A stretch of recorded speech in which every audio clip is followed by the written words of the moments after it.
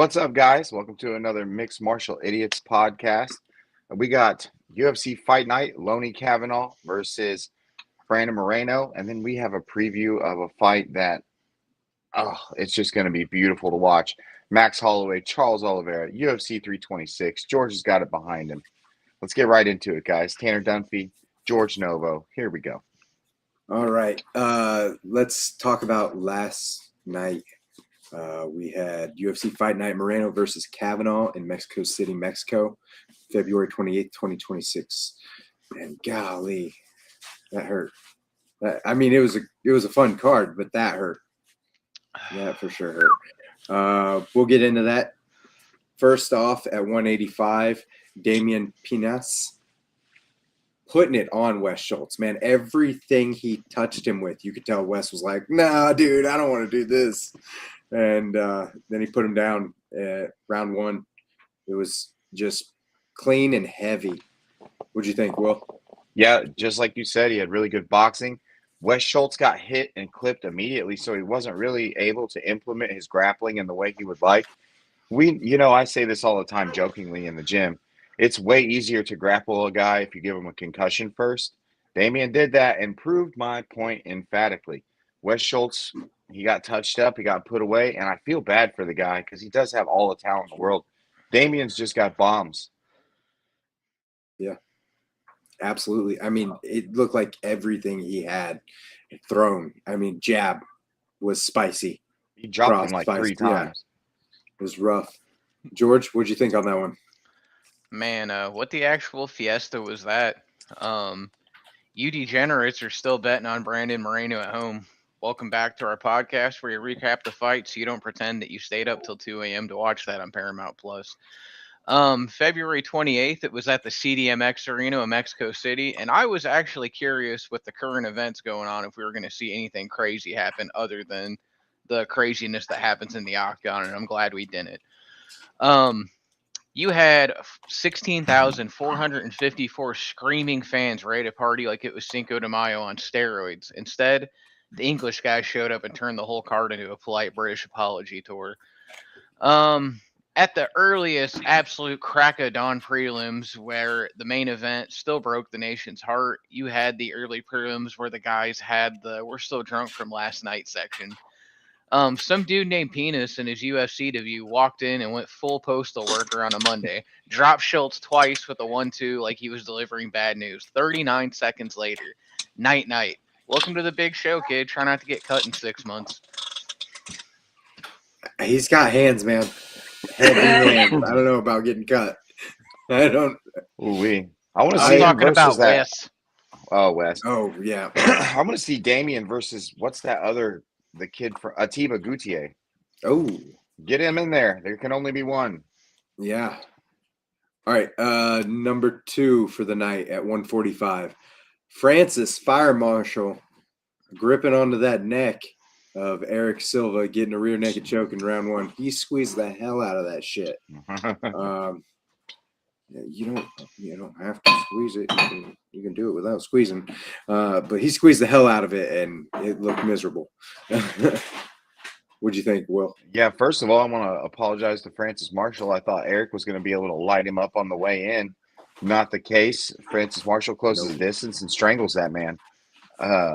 2 minutes and 30 seconds into the first round, not much to say, but hats off to Francis Marshall. Yeah. George? Yeah, Francis Marshall, man. Fire Marshal Bill, let me show you something. That kid Silva threw a spinning wheel kick because why not? It's Mexico. Marshall said cute and choked him out faster than you could say Contender Series reject. Marshall's now 1-0 in the UFC with a finish. Got ourselves a quick learner. Yes.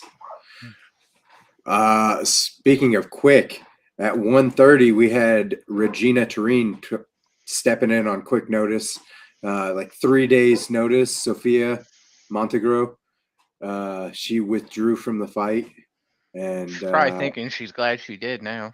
Yeah, poor Ernesta. Poor Regina too. These girls put on a hell of a fight. They won fight of the night. I don't know if you guys saw that. As they should. That was a great fight. 100K to both of those fighters. It was a fantastic fight, especially for 3 days notice of this young up-and-comer 21. Regina. Yeah, she's 8-0 now. She was looked at by the WWE, and she had a Muay Thai fight scheduled before this. And then she gets this offer on 3 days and was like, doing that, and then puts on that kind of a performance. It was awesome. Great to see. Will? Yeah, dude, I saw a couple people on X thought it could have went the other way. I don't think so. I thought Regina handily won the second round, and then I thought she kept the pace and the aggression up in the third. I think in the first round, Ernesta could have taken it.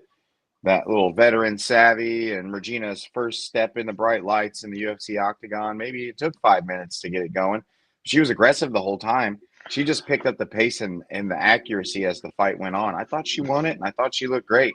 And it's fun to see a girl go in there and just slug it out with somebody. Yeah. Yeah, it is. Ooh, George? fight of the night, baby, man. These two went to war like it was Black Friday at Walmart. Turning on short notice, still outstruck the Lithuanian in rounds 1 through 3. The crowd was losing their minds. This is why you watch the prelims, folks. Pure violence between people you've probably never heard of. Fair. Yeah. Oftentimes, they're more fun. Yeah, exactly. Next up, bout number 4, Javier Reyes getting the TKO over Douglas de Silva de Andrade. Man, Silva tried to contest it, but his face was swollen to shit, and he was barely able to stand. It's fair. Yeah, What'd you sometimes you just get caught with something big, and that ref, I'd much rather be that situation than you have Terry Hatley last week and you let a guy go to the emergency room after the fights, right? Like, if I'm the coach, I'm going in there and I'm thanking that guy. I'm a different kind of coach. I'm going to go in there and thank you for taking care of my kid or my athlete. Douglas is far from a kid, but Javier caught him, dropped him, and did what he had to do, man. It's on the ref, and the ref saw what he had to see. Yeah. George? Man, Andrade landed a huge overhand right, and Reyes ate that like it was Taco Tuesday with a free tequila shot, and then drops him and pounds him out at the buzzer. Debut win. Mexico City said, "Not today, Grandpa." Yes. Next up at 135, bout number 5, Christian Quinones getting the unanimous decision, beating the shit out of Chris Monteño. Man, if nothing else, Chris Monteño is tough. Will? Chris Monteño's tough. Christian Quinones, that's a tongue twister for my stupid self. Why did he come in looking like the Mexican alternative version of the Fall Out Boy lead singer? Like, he totally changed. He did not look like Christian at all. And it looked like he respected Chris Monteño's striking enough to initiate the grappling as much as he did. Honestly, I thought Christian was going to walk through him, and it took a 3-round decision to get him out of there. Yes, Monteño's tough, but I don't think Christian is quite there yet. Yeah. Man, what'd you have to say on that, Tanner? Monteño's tough. He's tough. He's tough. Christian Quinones defeated Chris, unanimous decision, 30-27. And Quinones bloodied Monteño's so bad it looked like the opening scene of Blade. This was a grappling masterclass after that. And Chris is still the king of I showed up and got paid. God bless him. He tried. Man, he did something. The next fight, fuck this chick. This. Yeah. All right, bout number 6, 135 female. To church. Eileen Perez gets the unanimous decision over Macy Chasson, and she was just better. Now, she called out Tracy Cortez, which makes 0 sense. She's that's a lateral fight. She's ranked higher than Tracy Cortez. So my only thought here is she's just trying to steal Tracy Cortez's thirsty fans. Go for the belt. If you want fans, try to go for the belt. Yeah. You're 13-2. Do the thing. You're on a 6-fight win streak. You You only lost your debut. You beat pretty good fighters: Ashley Evans Smith, Jocelyn Edwards, Carl Rosa, now Macy Chasson. Here's the problem, though. The rest of the division at 135 most likely takes her lunch money. Yeah. I don't know, That's probably why she called out Cortez. Yeah, checks out. Will, what's your thought on that fight? Yeah, I think Macy took the first round. And, dude, what was the call in the second round? I'm not a Perez fan. I've said that numerous times. Yeah. She was in top half guard. She had a full Nelson, and she was punching Macy Chasson in the face, and the ref stood her up. I did not like that at all. I didn't either. You know, what are we doing? It's all for naught if we don't have any integrity going on. Macy, dude, she just it's a bad decision. She makes bad decisions. And she is a very, very talented, very capable fighter. That sweep she hit in the first round and her positioning was perfect. I thought that Macy was going to run her over. I was so excited at the end of the first round. I was like, holy shit, Macy out-grappled her. Because we know Perez can't outstrike Macy when she's on, right? Not a lot of people can. Perez did what she had to do in the second and third round, and she smothered her and she won the fight. Am I a fan? Not really, but she definitely won that fight. Yeah. George? Well, even though I have visions of her smiling in slow motion like Shrek and twerking in the swamp and talking about the donkey, she is on a 6-fight streak. So I can't take that away from her. However, what in the hell was Macy's corner telling her to pull guard and try to get it to the ground in the second? After she knows, they've watched tape on her. They know that is this girl's wheelhouse. That's all she fucking has. Why are you trying to take it there? Like, I don't know. That was some terrible. I don't know if that was Macy just thinking, oh, I did it. I could do it again, or what it was. But that was where she lost this fight, was in the second round. If she would have kept it standing, kept it dirty, kept it up against the fence, kept elbowing her, probably would have got that decision out. Again, I agree with what you said. I don't see anything else in Eileen Perez's repertoire that shows me that she's going to be an elite threat in the top 5, top 3 of that division. Macy, she's always got a puncher's chance. I'd like to see her go at someone that's going to stand and bang for her next fight. Yeah. I totally forgot to mention the second round, the stand-up. I'm not a Eileen Perez fan, nor is Lacey, but that happened, and we were both like, what the fuck?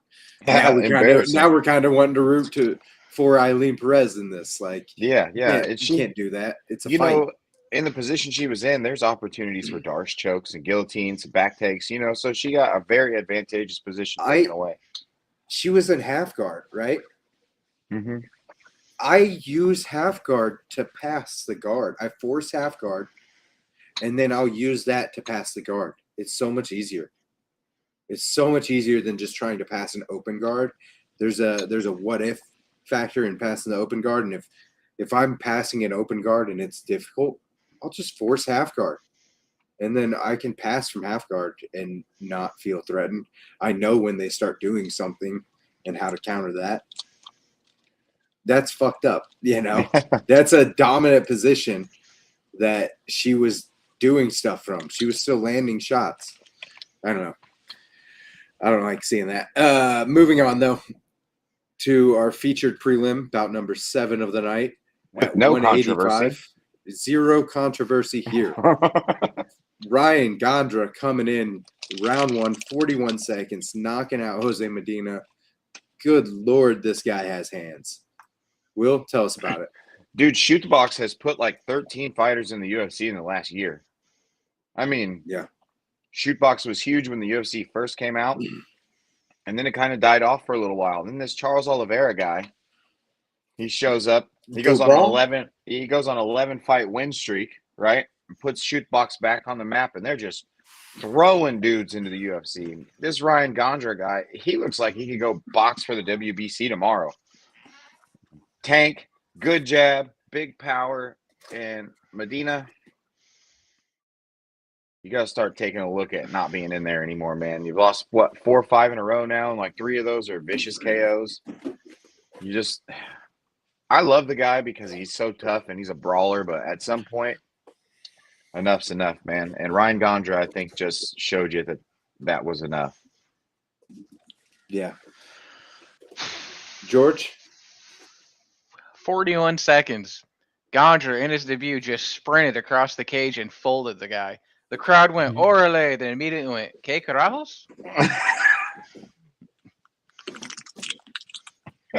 Yes. Next up, our first fight on the main card at 135. Santiago Luna getting the unanimous decision over Angel Pacheco. What'd you think on that one, Will? Hi, baby girl. I think that Santiago Luna was just a better mixed martial artist. Pacheco's good. He's going to be always hanging around, man. He's tough. He's a durable guy. He can do it everywhere. But Luna is a very good prospect, super promising. Ridley says hi. And I can't wait to see what he does in the future.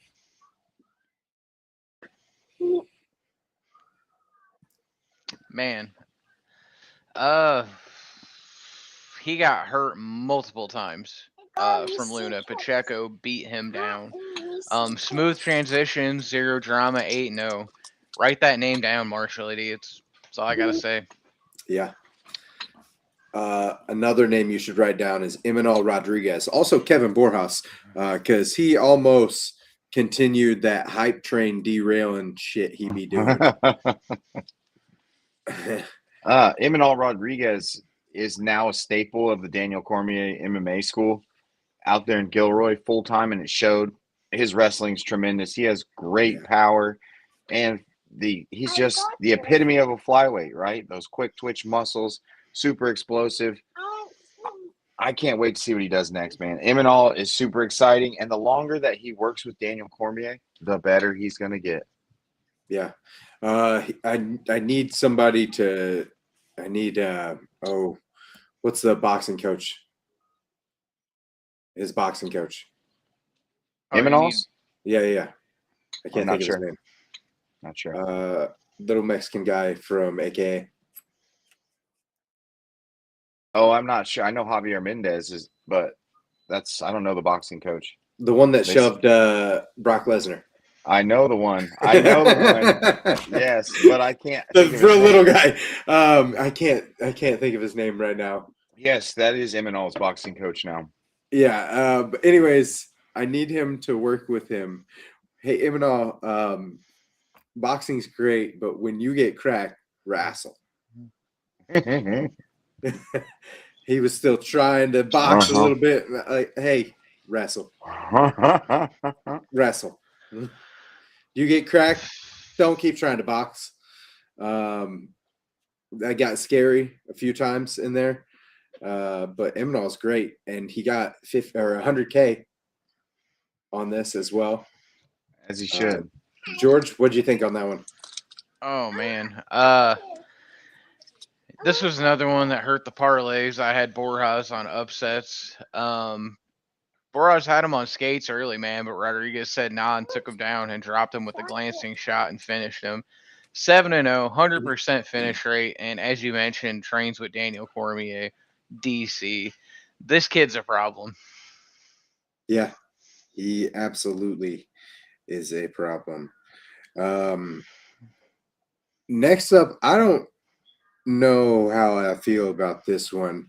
At 125, we got a split decision. Edgar Chavez got it over Felipe Bunes. Will, what do you think on that one? I think there might have been a little bit of home cooking. I think Dunes was Felipe was doing a little bit better in the striking. He was a little cleaner. He was a little farther ahead. Dude, Chavez is just Edgar, though. Like, he's going to come right at you, throw big shots, big pressure.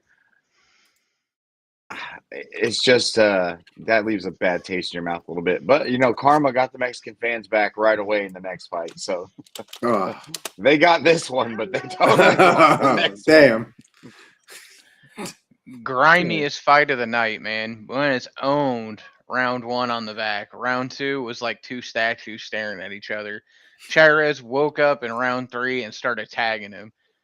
It was ugly, it was sweaty, and it was also beautiful. Mhm. It was fun. It was fun. You know it was not fun?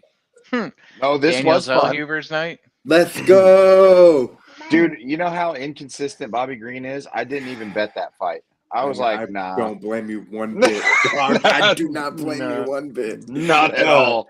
So we got Bobby Green getting the knockout victory over Daniel Zellhuber at 155 in round 2 with 5 seconds left in the round. Somebody ought to sit Daniel Zellhuber down and tell him the exact same thing I was saying. You need to tell Emmanuel Rodriguez, hey, when you get fucking cracked, just wrestle. Clinch. Avoid elbows. Grab a hold of them. You know? Dude, Bobby was winning. I think Bobby started to beat him up right away. He did. Like that fight He started, 100% and did. I watched like 2 minutes of it. I was like, son of a, I should have bet the fight, you know? Yeah. Halfway through the second round, Zellhuber was on skates. He was confused. He didn't know what Bobby was going to do next. I think he frustrates those guys with that movement so bad that they takes them completely out of their game, and then he has enough power to capitalize. Yeah. So, what's that? 4 losses in a row for Daniel Zellhuber? No, is it? It's 3. 3 losses in a row. Esteban, Michael Johnson, Bobby Green. Yeah, Esteban, we can kind of like sympathize with. That was like fight of the year, and Brivovich is a monster. But you got beat up by Michael Johnson and Bobby Green. You got knocked out by Bobby Green. He tried to contest it, and he was still looking like a fucking baby It was giraffe. terrible. It was terrible. It was rough. George, tell us how much you enjoyed this one. Man, you know, I actually had it on one of my things when I was doing research for this fight. Somebody had it. I don't know if it was an AI model or a particular capper had said that King Green had once won a tournament in Mexico where he fought 3 people, and 3 or 5 of his 8 wins have been in Mexico and at altitude. It was Hayden Iverson. I should have. Oh, I should have took that. I should have Same. took that money, but I didn't. I saw the same thing, George. I thought the same thing when Bobby started to beat him up. I was like, damn it.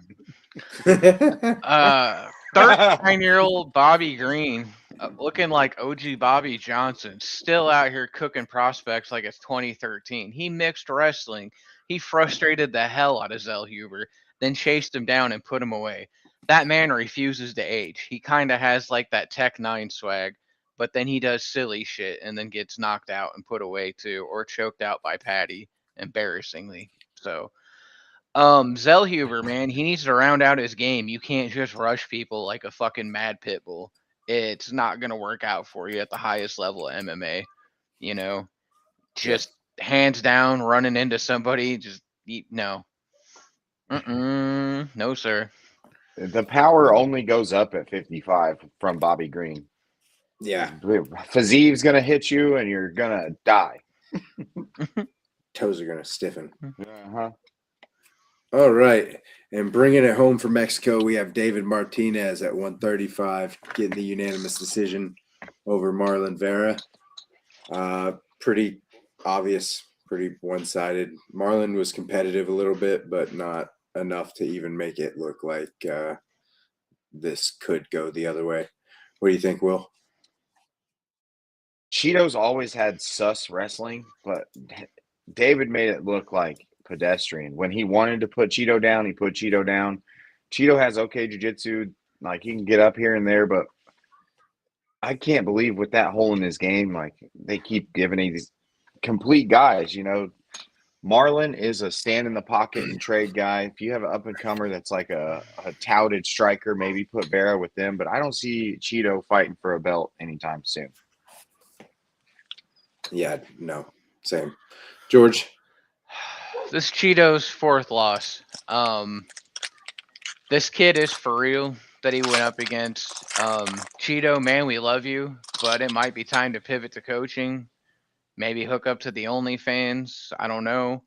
And it's not a Selfie knock on pics. him, but like maybe he can go train with Strickland because that's what he's missing. He has the same thing that Figgy's got, where he kind of sits there and takes pictures in the phone booth and tries to wait for a reaction from his strikes. Whereas Sean realized that he had homeboy hurt, and there's several other fighters that have that instinct, and then followed it up. You can't just throw one kick, one punch, back up. Like you're gonna have to hit him with volume and him with combinations. And he had a chance. He wobbled him a couple times, and because that kid's footwork and being able to cut angles and run around the cage, he wore him out, and he couldn't find him.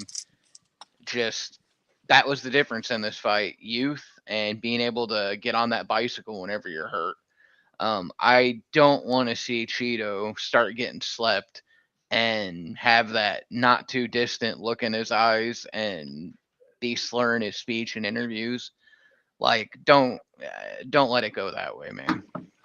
Anyways, whoever he fights next, I hope he changes the things in his game to get a finish because he did not look like he was in bad condition at all. Dude looked chiseled. Looks like he showed up. Doesn't look like the cut murdered him on weight day. Like, I don't know. Yeah, he looked competitive. Like I said, just not competitive enough. And I will never, ever, ever forget. It is ingrained in my memory the knee that he took from Sean O'Malley and just walked through that shit. That is a one of one human being right there. Ate it. Yeah, wild. It sounded like a baseball bat. Bro. I don't want to talk about this next one. Can we just skip it? No, we got to address it. Loney Kavanagh got the unanimous decision at 125 over Brandon Moreno. Got himself 100K. They did not give Brandon Moreno 100K in this. Is that what I'm seeing? Well, if fight of the night went to the ladies, then yeah, he wasn't. Yeah. Damn. That's wild. Anyways, Loney Kavanagh put it on him. It hurt to watch. The calf kicks early on in the first round had Brandon Moreno worried about those, and the boxing of Loney was clean and heavy, and he was cracking Moreno. Will? Yeah, his boxing was on point. Like you said, he wasn't just throwing one jab. He was doubling, tripling that jab up, finding that calf kick off the center line, tore Brandon Moreno's calf up immediately. Like you said, there was red marks all across the calf within the first 3 or 4. He took his mobility away. So it took the wrestling away from Brandon Moreno a little bit, and it made that takedown defense even easier for Loney. And Loney was on fire, dude. He just had one of those nights where he showed up and everything was working, and he was absolutely cooking. Another one of those guys. Super excited to see what happens with him next. Yeah. George, I'm not. I hate that guy now. Short notice Englishman walks into the Lions den and gets booed like he stole the last taco and said, y'all don't know how to make tequila. Then he leg kicks Brandon Moreno into oblivion for 25 minutes. Moreno looked slow, got wobbled in round 2, and couldn't get a takedown to save his life, and spent half the night clinched up against the fence looking like he owed the cartel money. Kavanagh, ice cold. Sharp jab, calf kicks that sounded like gunshots, and zero panic. 26 years old. Rebounds from his first pro loss by Star making the biggest upset of 2026 so far. Brandon Moreno is 32, two-time champ, absolute legend, Mexican hero, and right now he looks cooked. The flyweight division moves so damn fast. One bad night in your backyard and suddenly you're fighting for relevance, and this heartbreaking. But Talani, new star born, and he just jumped the line like he Ubered straight to the title picture. I'd say this overall card was a B plus. 7 finishes, one absolute war for fight of the night, multiple prospects announcing themselves, and one massive what the hell just happened in the main event. Mexico City, baby, delivered chaos as always. Yes, it did. All right. Before we jump into UFC 326, I want to talk about something else that happened. We had the RAF 6, Cejudo versus Faber. Real American Freestyle. Cejudo. Cejudo. Starting off the night at welterweight, we had Muggsy taking out Clay Guida, tech falling him 13-3. This was purely the style, freestyle. If this had been like folk style or even legitimate fighting, I think obviously legitimate fighting, Clay Guida would win. But I think if it had been like folk style, Clay Guida might have won. But anyways, it was a good, nice match. We had Jordan Oliver beating Bo Bartlett via decision after 3 periods, 5-3. And let's see what else we had. We had David Carr defeating Bubba Jenkins, tech fall, 13-2, round 2. We had Aljamain Sterling defeating Benson Henderson, pinfall in round 3.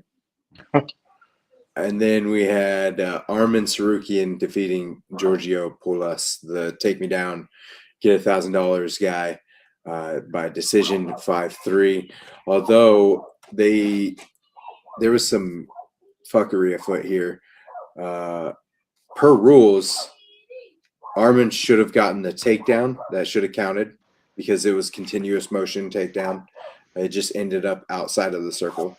So per their rules, he should have got that takedown. The judge or the official threw up 2 and then threw up 1 for push out. So the person reffing the match gave him the 2 for the takedown. So that matters because that means he took Giorgio down. So where's his $1,000? First off, In the fine that he's going to get for punching him in the fucking face. Yeah. So Giorgio was visibly upset early on and started clubbing hard and was palming. And in his palming, he was palming to the nose and like poking the eyes. He was being a little too aggressive in a dirty manner. And the whole time. And Sarukian kept going like, what the fuck, over and over again. So that was a receipt. I mean, honestly, the way I look at it, do you think Paul Daly, when he punched Josh Koscheck after the competition, was a receipt as well? Or no. That's so different. we can agree you had the chance to fight him that whole time in that fight. Whereas it was a competition and he was trying to be civil and competitive and Giorgio kept trying to pick a fight. I mean, if you club it, I watch him all the time club it the head out of him. He slapped him a couple times and the clubs were obvious. I'm trying to fight you clubs. I just don't. I think you're a guy like Armin. At the end of that, you be a professional enough to just walk away from it. Yeah, absolutely. Maybe talk your shit. But people look up to that guy. On the mic was Chael Sonnen and Kurt Angle, and both of them agreed that was a fair receipt.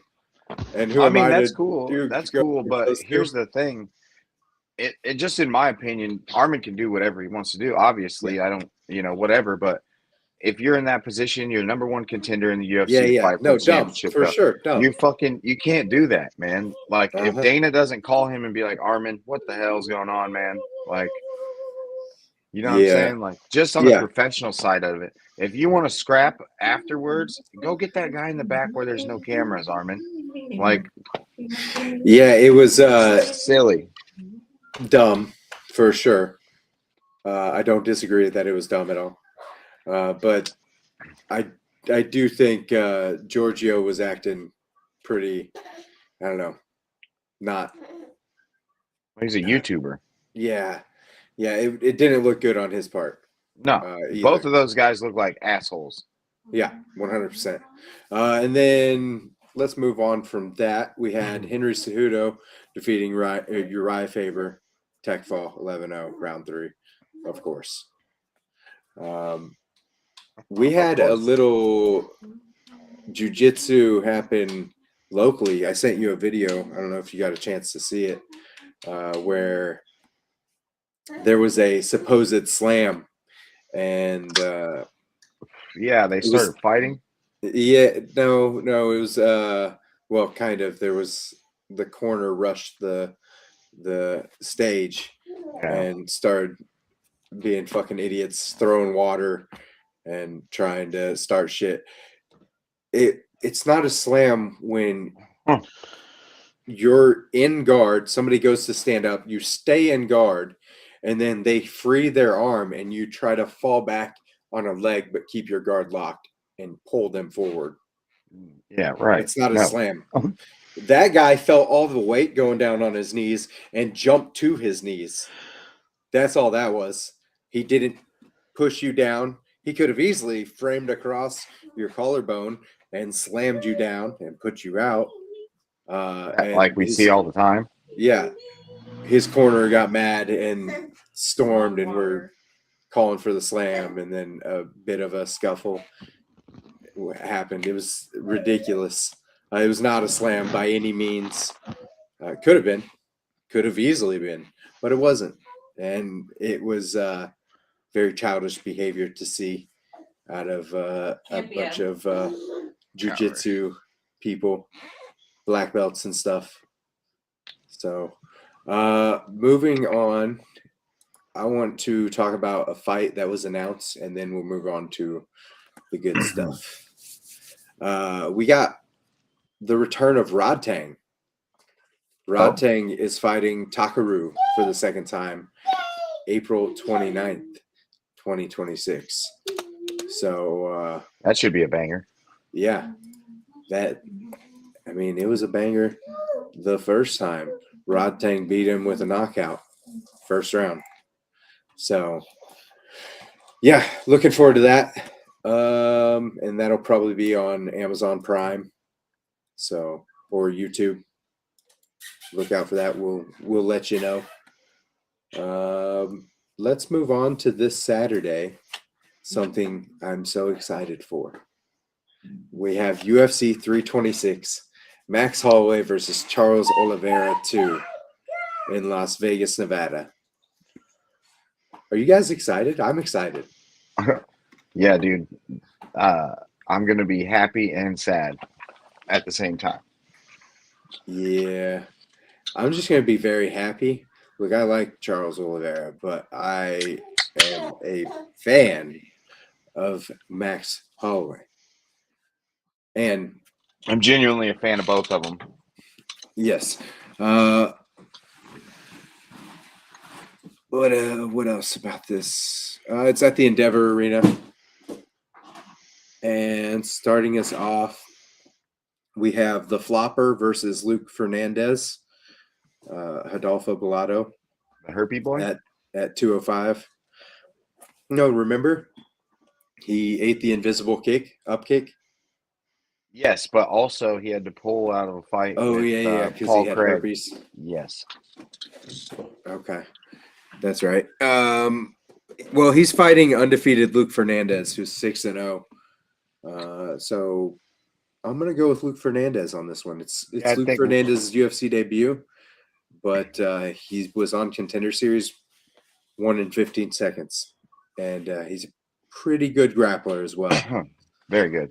Very talented grappler, absolute nuclear warheads in his hands. Bellato leaves his chin straight in the air, and his jiu-jitsu is not very good.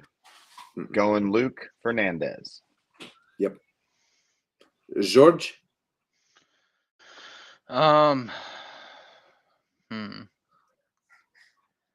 gonna go with Bellato by decision. Somehow he's gonna get it done. No, He's gonna flop like a fish. All right, 145. We have Gaston Bolaños taking on Zhang Yong Li. I'm going with Zhang Yong Li on this one. Both these guys are 2-2 in the UFC, so we've seen a little bit out of them. but I think Zhang Yong Lee is going to get the better. Yeah, I think Bolaños puts himself at risk a little too much, and he does have power. He can finish fights inside the pocket, but Joe Sang-yu, he just is different with the striking. He has dynamic striking. He can lead with that jab hook combination. He goes to the body. Doesn't throw too many kicks because of all the power in his hands, but I look for him to tag Bolaños early and put him on baby deer legs. Yes. George?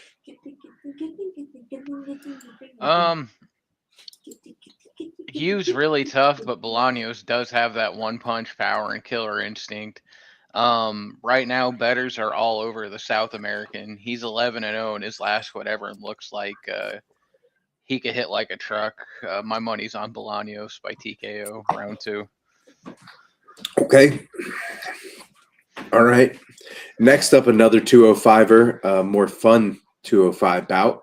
We have Rafael Tobias taking on Dair Nurgoje. I think I'm going Tobias on this one. Have that? Did they just add that? I'm on UFC.com. I don't know. I have Sumadarje and Jesus Aguilar. I have that one after this one. Okay. Yeah, I don't know. I don't know much about either one of those guys. George? Yeah, I don't have that fight either. Oh, All right. Well, Tapology has it. Nice. okay. I don't know. It may not. Also, you said Ju Sang-yu. Ju Sang-yu is not fighting on this. I have Ju Sang-yu versus okay. He withdrew, and we have Zhang Yong Lee. Gotcha. Well, then in that case, I'm taking Bolaños. I just know. Yeah. Oh, okay. Well, I'm going with Rafael Tobias on this one.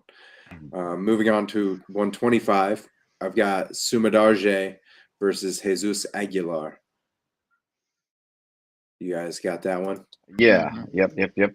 I'm going to take Sumadarje in that, man. I'm taking Sumadarje all the way. Are on you? that one. Are you? Yeah, he's just a little more complete than Aguilar. But Aguilar, he's one of those guys that trains fights out of Mexico. He's the Mexican fighter. He can make anything happen on any night. But I think Sumadarje just has too many tools.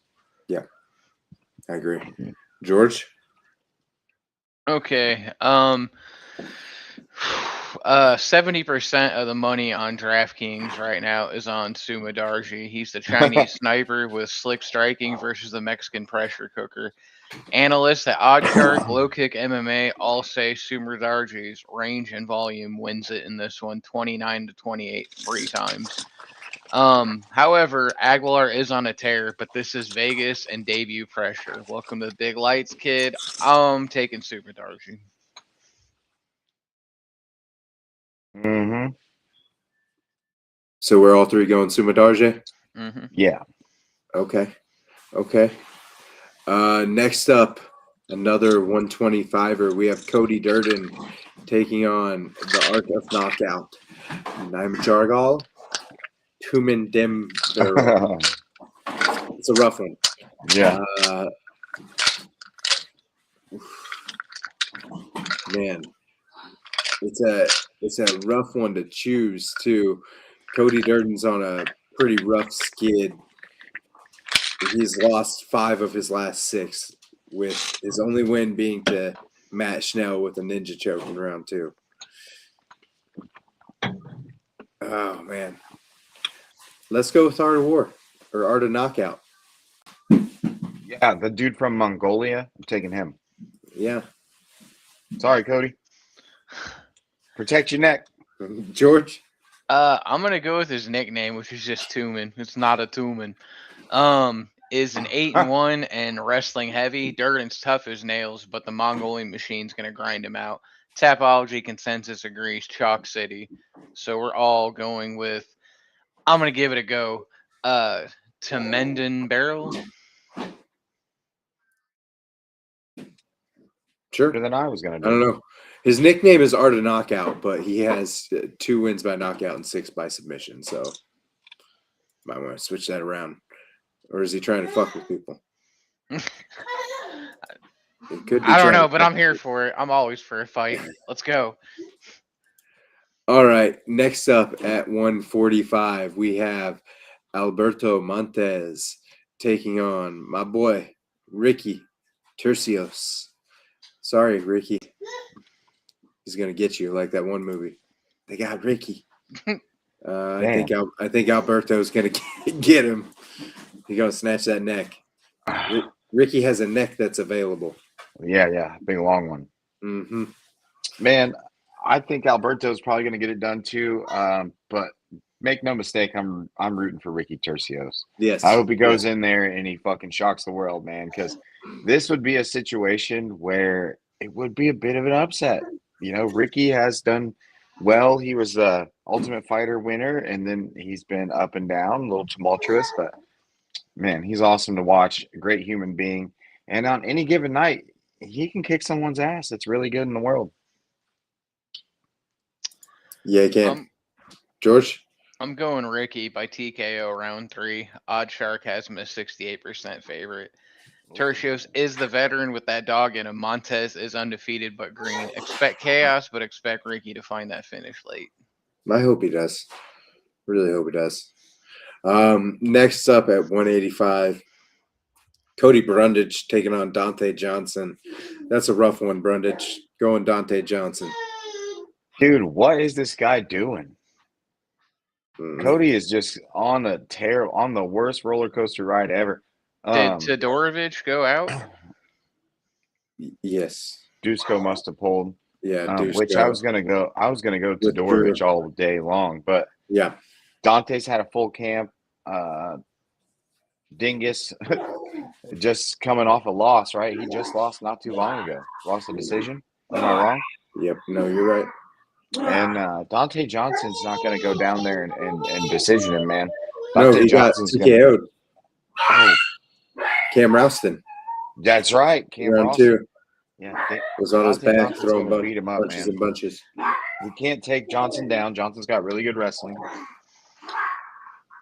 Yeah, one-way traffic, Dante Johnson. Yeah. George? Yeah, same thing. Dante Johnson. I ain't putting no money on Cody Bummage. Okay. Oof. Here's a Cody I will put money on. Yeah, I was gonna say the next Cody though, I might, although money on him. He's not done so well at 135.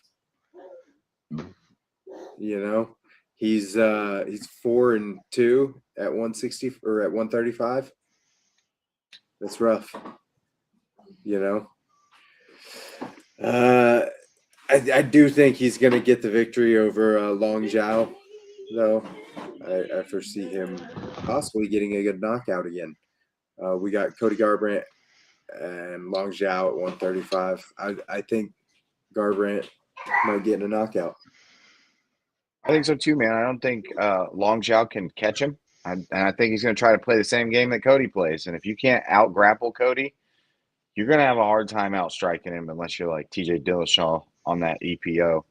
I'm going Cody Garbrandt. Yeah, I think it'll be a decision. I think it'll be one-way traffic in the striking, but don't be surprised if he straight up starches Yang Lao. Yeah, I think he might. George? Oh, man. I'm going to go no love by knockout round 1. I'm going to say nostalgia. He's 2-1 in his last 3 and still hits like a truck. Zhao's tough, but Garbrandt's chin and power at 135. We're riding the comeback story. This man was champion once, one more highlight reel KO, and the legend grows. Yes.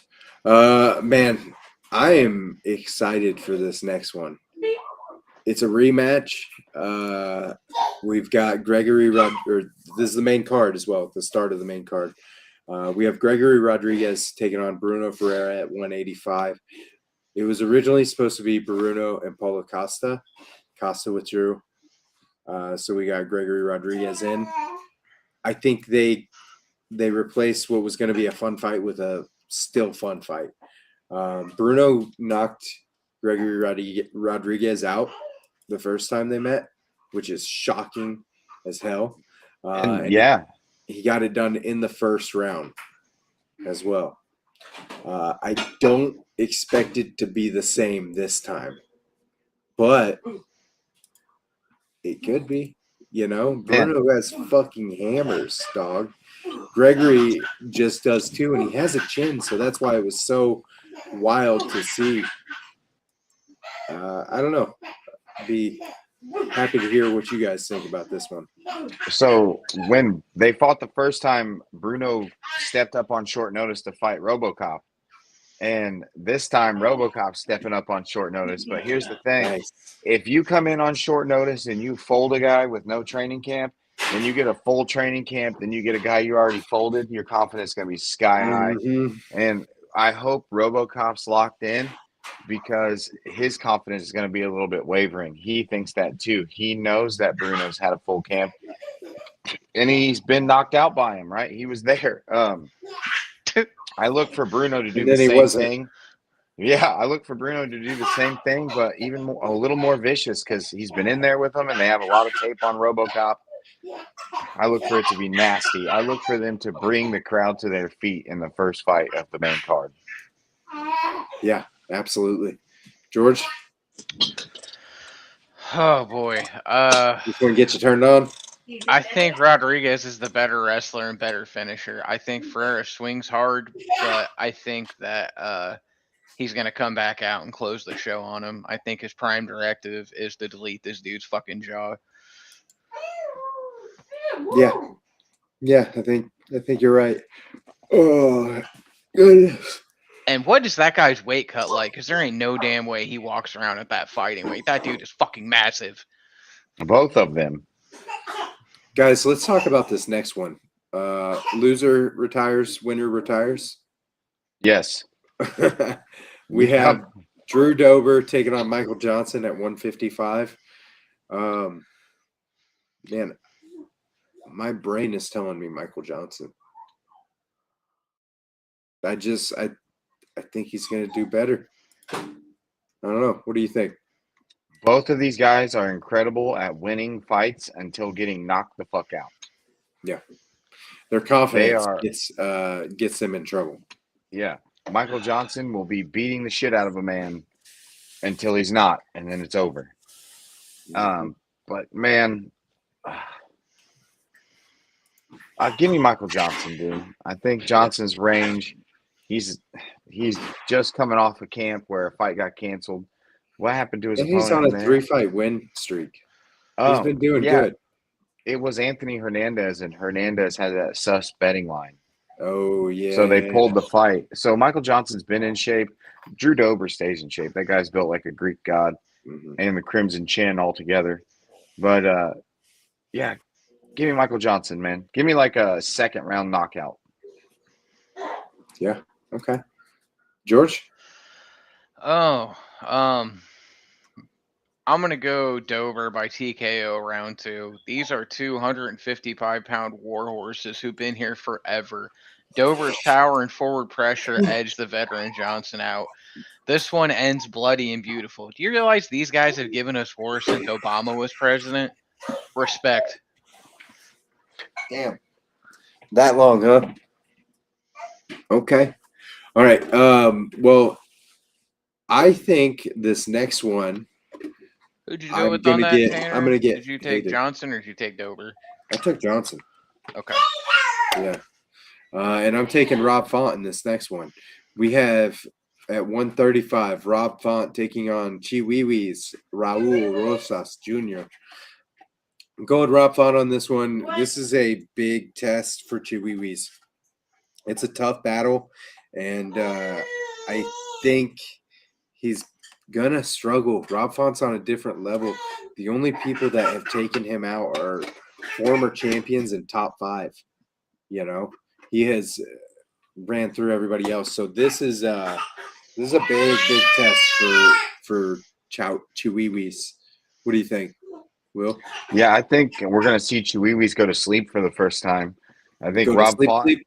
Yeah, I think Rob Font has an answer for everything that Chihuihui's wants to do. He's seen it, done it, and he's not a veteran that you're going to go in there and play with. Rob Font, second round knockout. Yep. George?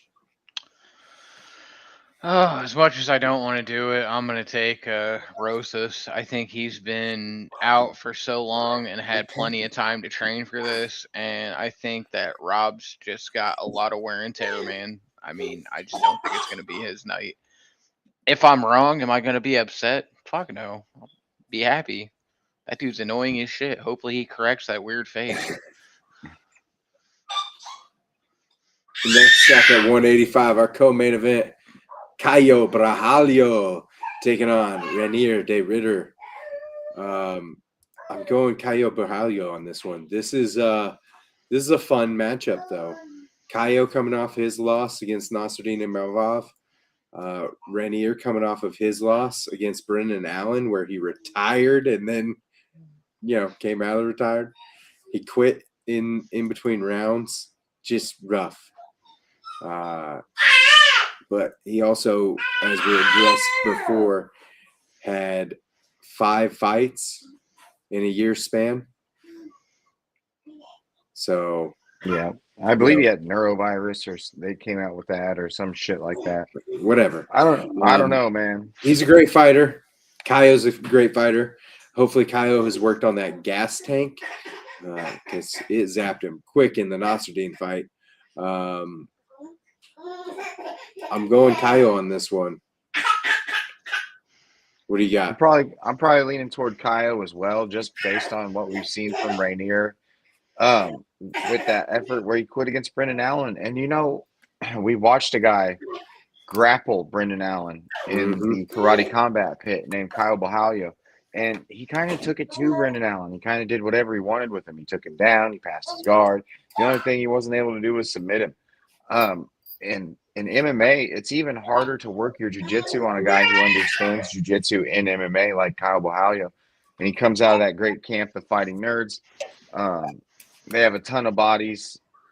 He gets a lot of work. He works 7 days a week. You see him posting stuff all the time. He looks like he's in phenomenal shape. Rainier de Ritter, if he shows up he can beat any middleweight in the world. Absolutely, he can. But I think he loses. I think he gets beat up early against Caio. I think Caio's going to go push the pace, and he's addressed that cardio stuff you're talking about. And I think Rainier will start to fade early. Yeah. George? This is a tough one, man, because RDR has shown before that he can be dominant and decisive in it. But Caio's on a tear right now, man. Elite striking plus the wrestling. But both these guys coming off losses. I think Brajalio is the sharper tool right now, and I'm going with him. Yeah. Well, all 3 of us going Caio. All right. I know we're going to be split on this next one. Surely. I don't think so. I just have love for both guys. The main event, 155, the BMF title on the line. Max Holloway's defending. Charles Oliveira wants it. He's not going to get it. I've got Max Holloway by stoppage somehow. He is going to end it before that 5th round starts. Before the 5th round starts, I think he will have it over. I think he is going to put it on Max, and I see a TKO or a knockout finish. Will? Yeah, I love Charles Oliveira, but I don't think he beats Max in this. I got a couple of factors in here, right? One, Charles Oliveira's weight cuts are documented as some of the worst fucking weight cuts in UFC history. The guy has been close to death several times getting on that scale. Max Holloway coming up from 45 won't struggle with the weight cut nearly as much. And what is Max Holloway's best weapon? His gas tank. So if you get a guy who's compromised by his weight cut already in there with Max Holloway, that's already spelling disaster. Max Holloway's no slouch in grappling. He's very good at jiu-jitsu, specifically anti-grappling. He keeps people the fuck off him. A large part because he doesn't have a kick-heavy game. It's mostly boxing. His hips are back, and he has a great understanding of where that center line is and where to be off it for a grappler, right? There's a different place you need to stand when somebody's going to shoot on you. It's further off that shoulder, and you have to pressure them into the shot. So they're shooting off their back foot. Max Holloway will have Charles Oliveira against the fence. Charles is not going to come out there and walk Max down like he did all these other guys because Max is a good boxer. Michael Chandler, extremely good athlete, not technical boxer. Justin Gaethje, big power, very good, complete overall MMA game. His leg kicks are what brought him to the dance until he found his hands. He's not the best boxer. Max Holloway's going to cut angles. He's going to stay in the middle of the cage, and he's going to put so much pressure on Charles. I think by the end of the first round, we actually see Charles gliding along the fence or outside of that black ring in the middle of the octagon. Max is going to put the pressure on him. Max is going to touch him up. And I think Max is going to solidify that BMF by getting him with a Darce choke. Okay. I got to say, I think you're wrong when you say the kicks are what brought Justin Gaethje to the dance. It was that rolling thunder. Well, it's a kick. That fair? All right. I'll give you that. It's a fucking kick. George? Two absolute legends, man. The last time that they fought, it was a weird stoppage due to injury. This is an injury that was never resolved. They still don't know what was wrong with Charles Oliveira. Man, Holloway's the king of volume, the people's champ, and he's still out there proving age was just a number. Oliveira, former lightweight king, submission goat, and the guy who made 155 look easy until it wasn't. Win or lose, both walk out bigger legends. One more war for the highlight reel. I think that just Max's overall volume, durability, and that Hawaiian pressure machine is going to melt Oliveira's submission wizardry and wild swings. First fight was a decade, like I said ago, and a lot has changed. Both of these men have rounded out their games, have had crazy wars, and they've both went night-night to Topuria. Fuck that guy. Why'd you have to say that?